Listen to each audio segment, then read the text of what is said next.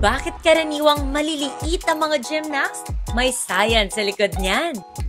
Welcome sa The Playbook, Sports Explainers. Ang two-time Olympic gold medalist na si Carlos Yulo ay may height na 4 feet 11 inches. Maliit kumpara sa average height ng isang Pinoy na 5 feet 4 inches. Ganyan din ang 7-time Olympic gold medalist na si Simone Biles na nasa 4 feet 8 inches ang tangkad. Maliit sa pangkaraniwang height ng mga Amerikanong babae.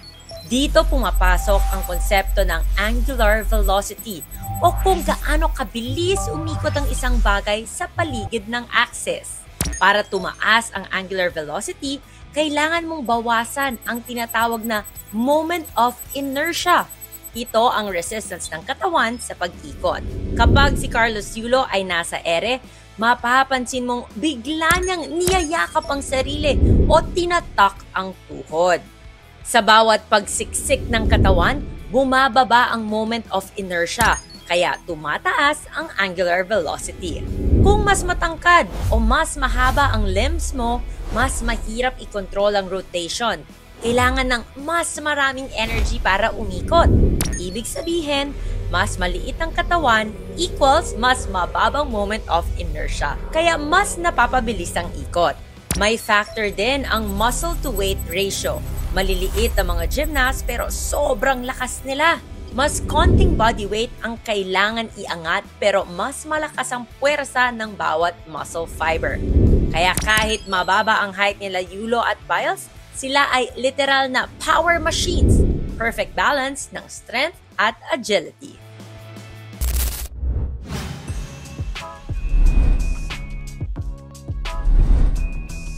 Nagtataka ba kayo kung bakit magaling mag-shoot si Justin Brownlee? May science sa likod niyan. Welcome sa The Playbook, Sports Explainers. Sa PBA o NBA, ang bola ay nasa 24 to 24.2 centimeters ang diameter. Ang rim, nasa 10 feet ang taas at 45.72 centimeters ang diameter. Ang tunay na sekreto ng shooting ay nasa anggulo. May tinatawag na launch angle. Ang anggulo ng bola sa paglabas ng kamay mo. At ang entry angle naman, ang anggulo ng bola sa pagpasok nito sa ring. Ayon sa science, ang optimal entry angle para pumasok ang bola ay nasa 43 to 47 degrees. Kapag masyadong flat ang tira, mas maliit ang tsansa na pumasok ang bola dahil mas konti ang espasyo sa rim. Kaya paano masisiguro na nasa tamang trajectory ka? Sa pag-aaral, nasa 45 to 60 degrees ang ideal launch angle. Pero depende pa rin ito sa tangkad, distansya mo sa ring, bilis ng bola at release height mo. Halimbawa, si Steph Curry, nasa 50 to 55 degree ang average launch angle niya. Bukod pa dyan, nasa 0.4 seconds ang kanyang average release time. Di hamak na mas mabilis laban sa pangkaraniwang NBA player. Sa bawat player, mahalaga ang tamang training o pag-iensayo. Dito kasi nade-develop ang shooting style na nakabase sa build ng katawan at skills ng bawat isa. Kapag naintindihan mo kung paano i-adjust ang launch angle at release velocity ayon sa iyong forma, mas nagiging natural at consistent ang tira. Dito mapapatunayan na shooting is physics in motion.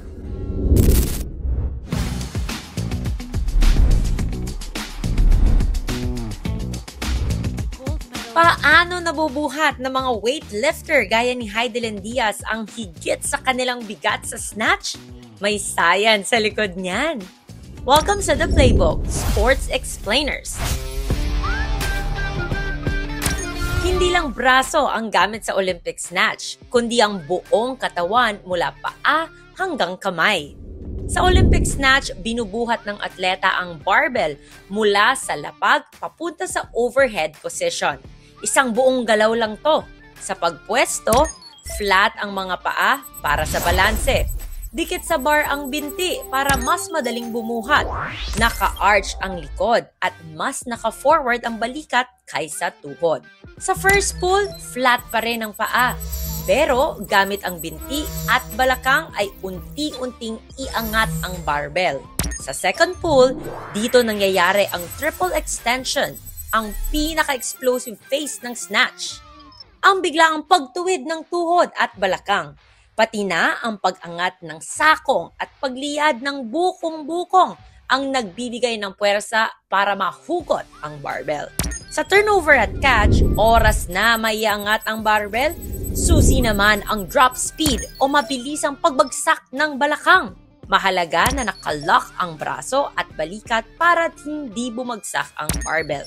Flat na uli ang paa sa lupa, nakasalo ang bar sa likod ng ulo at aligned ang bar mula sa taas ng gulugot hanggang sa bukong-bukong para maging stable ang katawan. Hanapin muna ang center of gravity saka tumayo ng ilang segundo para sabihing tagumpay ang pagbuhat.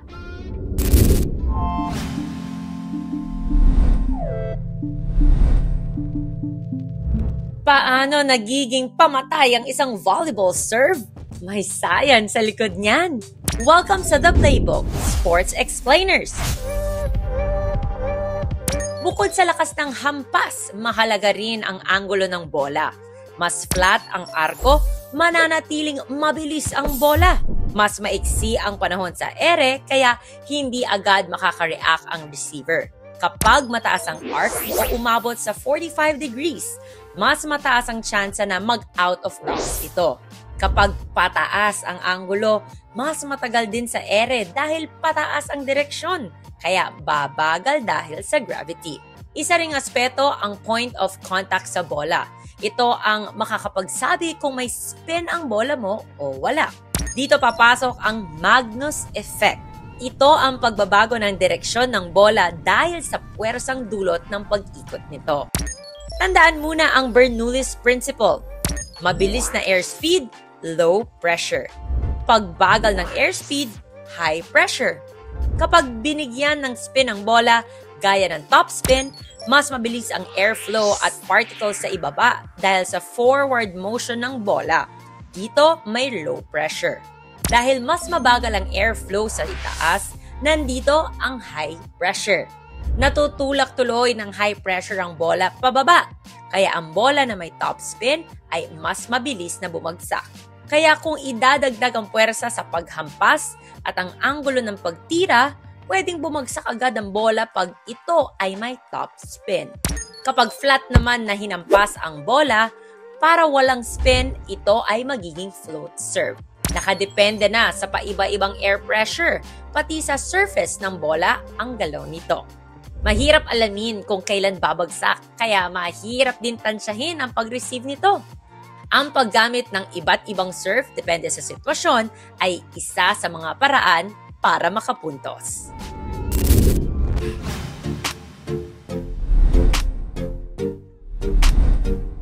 Isa sa mga dahilan kaya sumakses si Alex Ayala sa mundo ng tennis ay ang kanyang pamatay na forehand.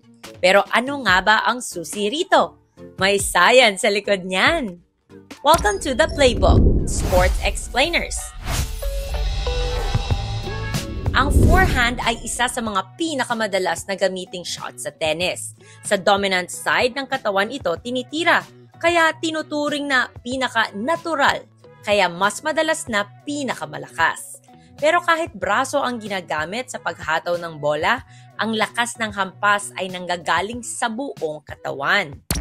Ito ang kinetic chain.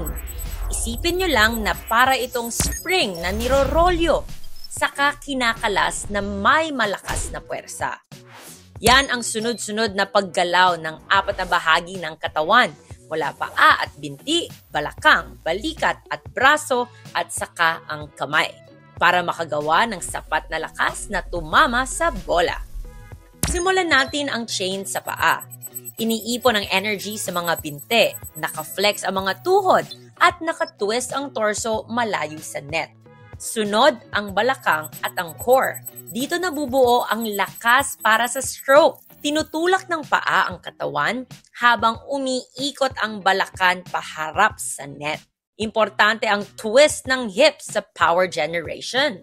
Sunod naman ang balikat at braso. Mula sa balakang, lilipat naman ang energy sa balikat at braso kaya ito ang magsisilbing lever. Kaya imbis na dito manggagaling ang lakas ng tira, guide at stabilizer ang braso.